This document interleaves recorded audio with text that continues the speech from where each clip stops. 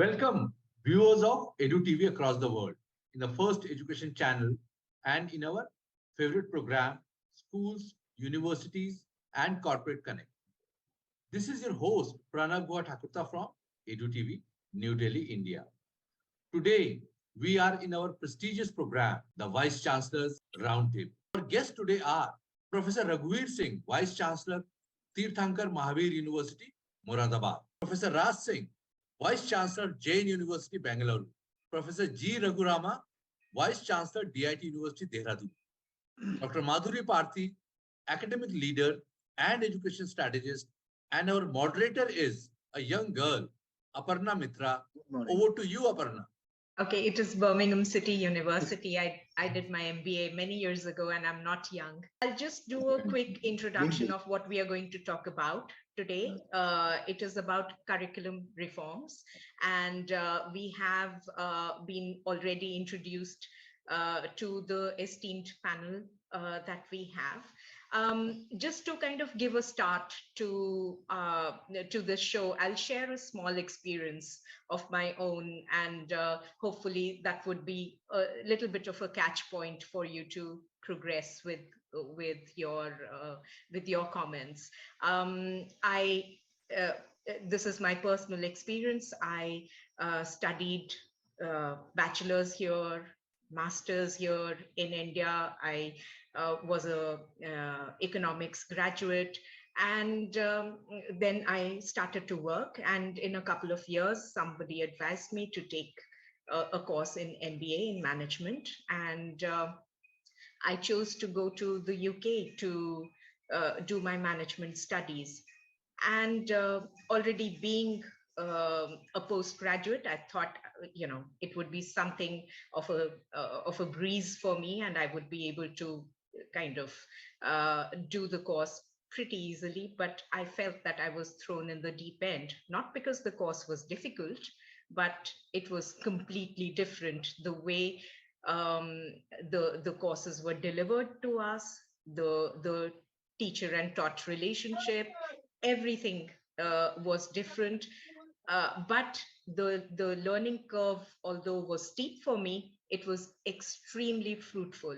And what that 1 year did to me in terms of my academic transformation, I could not achieve that in my 17 years of education here in India. And that's where I feel that this is a great opportunity for people to kind of listen to comments from what professionals in academia feel passionately about here in India in terms of making reforms that they truly wish to. And maybe, this could create some sort of a momentum in actually opening up a wider discussion. So what I would do is I would welcome each one of you to speak for 5 minutes in the beginning, and while the speaker is on note, I'd request others to be on mute. And then once everyone's done, we'll open up the floor for an open discussion. Move on to Dr. Madhuri. I think you're the most important contributor because you're an education strategist, and you kind of feel it from both ends, from the academic end and from the students' perspective as well. So I'll give the floor to you. Thank you, Aparna. I think most of what I had thought I'll say has already been said, though. I mean, that's the disadvantage of being the last speaker of the day. But howsoever, I come mostly from my experience lies with K-12 education. And we kind of make the raw product for them, the raw material for all my colleagues and friends sitting here.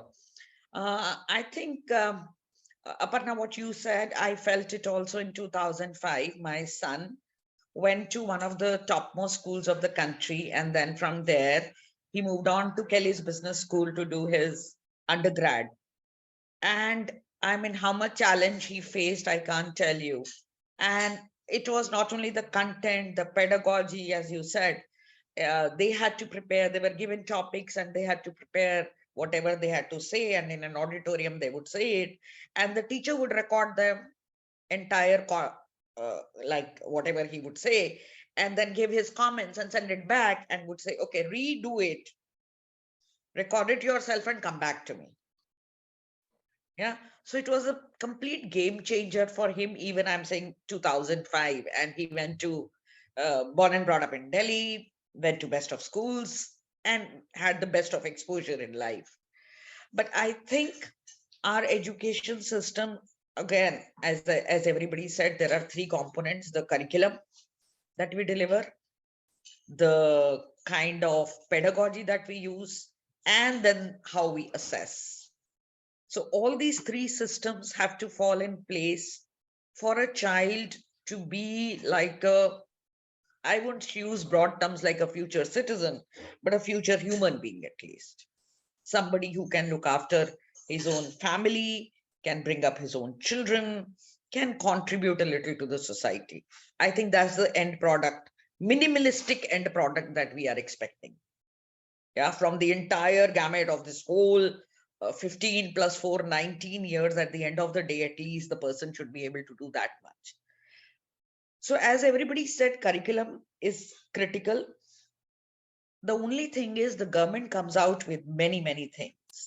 Yeah, we had CCE in our K-12 system, but most of the schools in our country made a mockery of that also. Yeah, we students have started getting 100 on 100 in almost every subject, which is like, to me, who is a first divisioner of 1984, sounds like a joke. I mean, when we would go and see our result in school and DU, and we would see a first division, whole family was given a treat. Everybody was called over. And from there to people with 97%, I was working with Lakshmipat Singhania Education Foundation, and the front desk girl, her son got 97% and she was depressed. And I said, what happened, Shubhi? Your child has done so well. She says, ma'am, kahin admission nahi milne wali, aap dekh lena. Aur I don't think so we can afford to pay extra, but kahin admission nahi milne wali. With 97%, if we have depression, then it's a sad state of affairs. Secondly, I think, as everybody else said, that the education system is too much in the box itself. Children who would get even those 97 and so-called 100%, if they are asked anything beyond 99.99% of the time, they'll not be able to answer. So the entire education system, we may call it NEP, we may call it CCE, we may give hundreds of pages to read, but the change has to come at the grassroots level, which is the transaction between the teacher and the taught.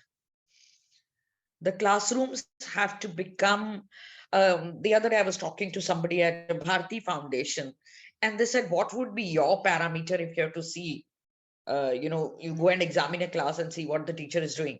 I said, I will not even take a paper and a pen, and I'll only sit there and say, if students are asking many, many questions,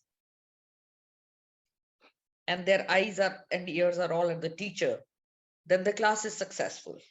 I don't need 20, 30 parameters to see what the class is all about. But that's not happening inside our classrooms. So that is where, all these documents, whatever are made as guideline, are great. But today, where we need is a reform. Is like we see colleges, universities, schools popping out at every second lane in every city, which was not the case. The other day, we were going to Vrindavan, and on that entire road, I saw only universities and colleges have come up. But are we delivering what a child needs? Are we raising their curiosity? Are we able to, whether it is transdisciplinary, interdisciplinary, but is the child able to think? I think for me, that's Mool Mantra as a person, as an individual. Yeah. Thank you, Aparna. Thank you, Dr. Bharti.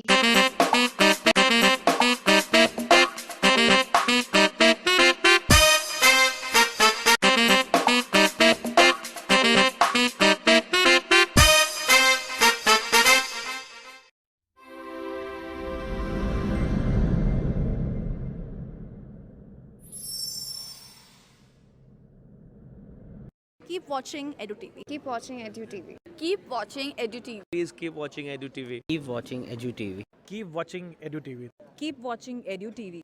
And keep watching EduTV. Keep watching EduTV. Keep watching EduTV. Keep watching EduTV. Keep watching EduTV. Keep watching EduTV. Thank you. I am Harshini Sudarshan. I am a grade 12 student studying at Delhi Public School, Bangalore East. For those of you who are watching, at EduTV, we are having a program where we conduct talks and interviews between students and university outreach heads in order to find out more about the colleges that we want to join in and what these colleges and universities are offering to us. I would like to ask you this, that like as Shamsa said that it was just the beginning of CS at this time. So how have you come into CS, or like what made you think that you should pursue CS at that point of time? Okay, so I think I came into computer science accidentally because in 1994, when I wanted to, pursue my engineering, so I had a very good rank. In those days, the number one branch was not computer science, it was electronics. EduTV is also having a taster program, and some of you may know what it is. It is just to get a taste of college life. Good morning. I am Chaya Khanna, Principal Scholars Home School. I would like to express my gratitude to Pranav for giving this opportunity to our class 12 students to visit Graphic Era. I'm sure our children will know of the many avenues that they are not aware of.